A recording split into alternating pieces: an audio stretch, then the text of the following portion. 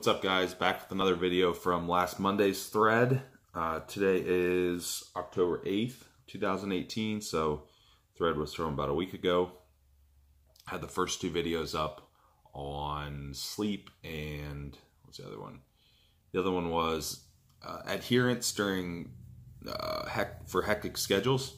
So you can check those out. They are on my YouTube channel, which I will post also in this video. And you can find them on my Instagram and Facebook and stuff as well. So there's a few more topics on here, but this one I want to cover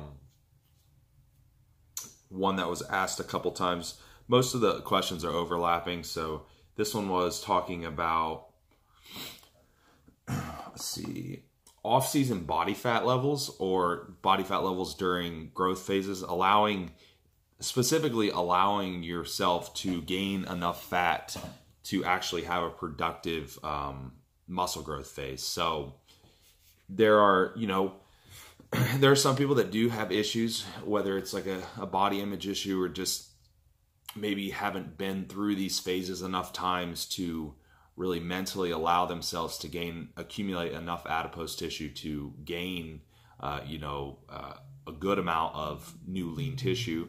Now, there's some parameters I think it's important to understand before you go and, use this as an excuse to be just a fat slob during the off season, because that's not really the point.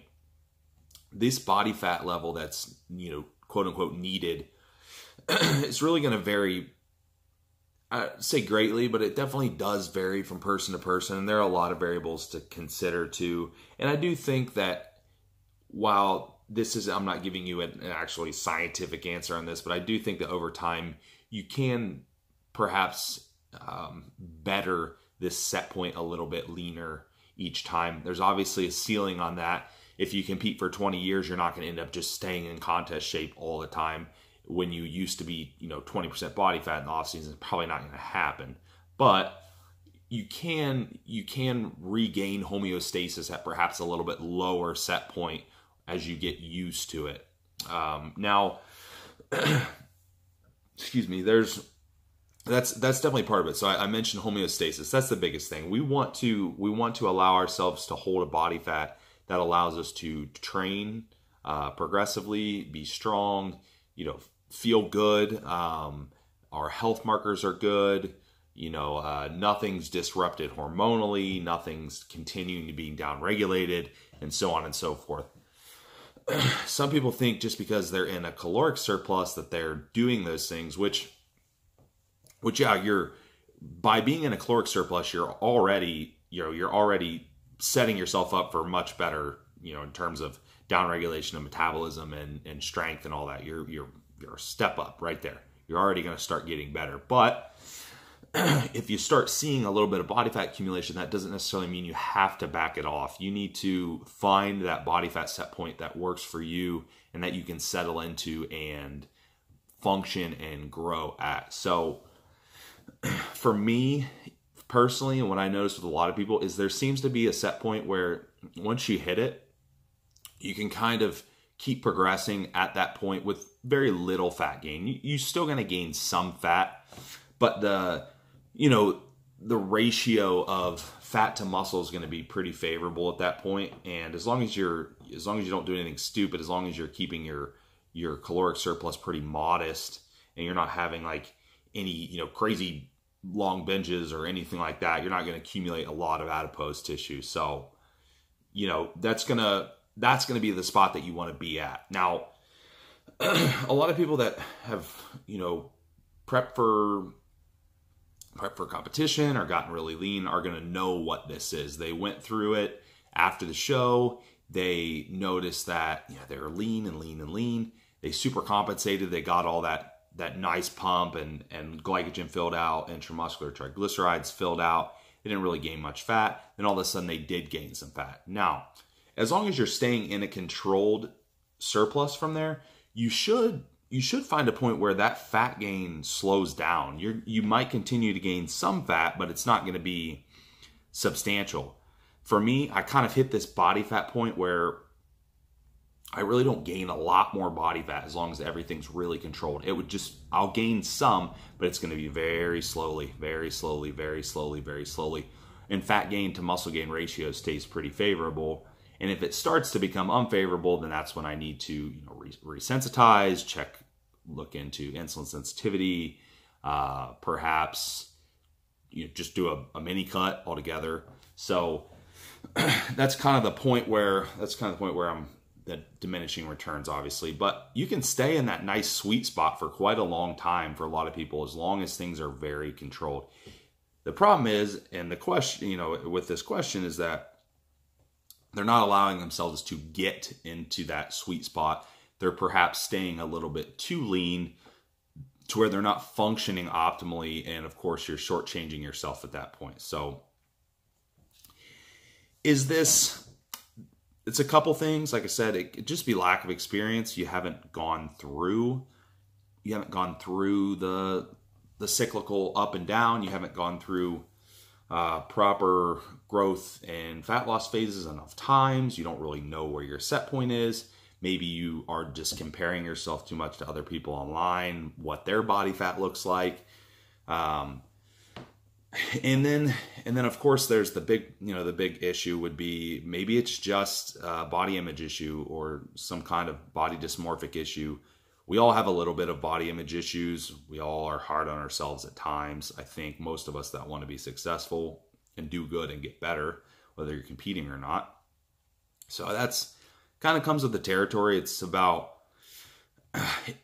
trying to set your emotion aside and seeing where you actually need to progress. And I've talked about this a million times. People are probably sick of hearing it, but the whole detaching emotion and using logic. Look at your progress. Are you progressing? Are you making pretty good gym progress? Are you feeling good in your training sessions? Are they aggressive? Do they feel progressive? And of course, this is assuming that you're not have a whole bunch of systemic stress outside of the gym, like other things aren't going on. We're just talking about body fat.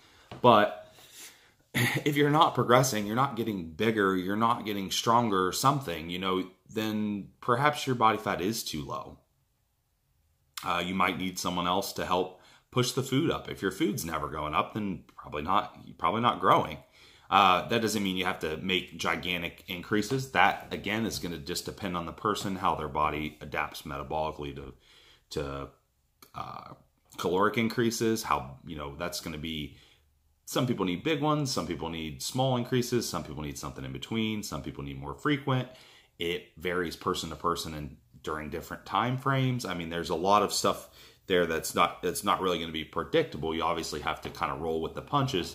But at the same time, if you're not making good progress, then you may not have enough body fat.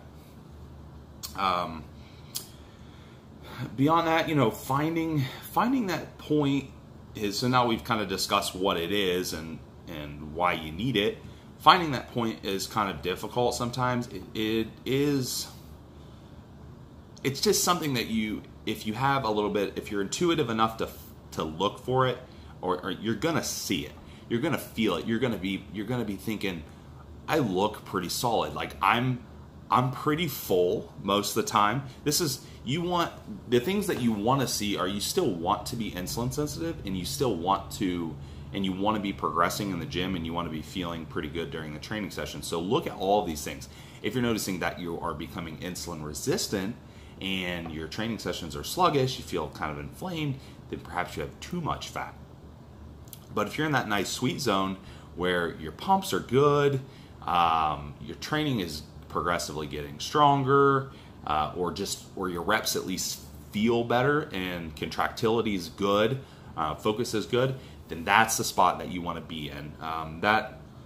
And you can also look at just function outside of the gym as well. I mean, you shouldn't be dragging ash 24/7, and if you are, and then perhaps, obviously there could be a plethora of other things going on. You could have all kinds of other stressors. You could have some other underlying health issues, but we're checking all those off the list, and we're just looking at you're too lean or your calories are too low. And I think all the other factors, the stress factors and the lifestyle factors and all those things, people are becoming pretty cognizant of those and looking at those, but maybe they're missing this point. Maybe they're missing the fact that they just don't have they're just not eating an adequate amount of calories for their body, and they don't have a sufficient amount of body fat. Worth mentioning too is probably fluid's a part of this as well. People are like, well, I do this and this and this, and it makes me hold water. Or maybe they're an enhanced athlete and they're worried like, I'm holding water from this compounder or this. Well, it's like water in and of itself is not, it's not a bad thing. It could perhaps enhance training performance, just cushion in the joints. It could make you feel better, get better pumps. Yeah, you might have some of it's going to be subcutaneous. Obviously, that's not super appealing in terms of just visually. And some of it's going to be intramuscular. But unless you have like pitting edema and really chronically high blood pressure, then it's not, some water retention isn't an issue either. That's going to come with gaining a little bit of adipose, and it's going to come with eating more food. It's going to come with changing electrolytes. I mean, all that stuff that's going to make you perhaps hold more water, whether it's where it's at in terms of sub-Q or intramuscular will really depend. But my point being is that water is not bad. So with that, water gain, fat gain, find that sweet spot. If you can't find it, hire somebody that can, and you're eventually going to be able to find it. Because it's not, like I said, you could get better from off season or phase to phase, but it's not going to be dramatic each time unless you're just a fat slob one time and you're really skinny another time, or way too lean, and then you find the middle. But if you've been consistent over time, you're going to know right about what you should feel like and where that spot is to function. Working with somebody like a coach or whatever, to find that spot and find your groove is a good way to go about it. Or somebody that's not going to be, or that's going to be more practical, just not going to be biased, I guess is what I'm saying. So with that, those are some things to look at. That's why you need some body fat. That's why you don't want too much body fat. Find the right amount for you. Find the right amount of fluid gain. And you're going to have really good progress. You're going to feel good. Everything's going to progress. So, let's talk to you guys next time.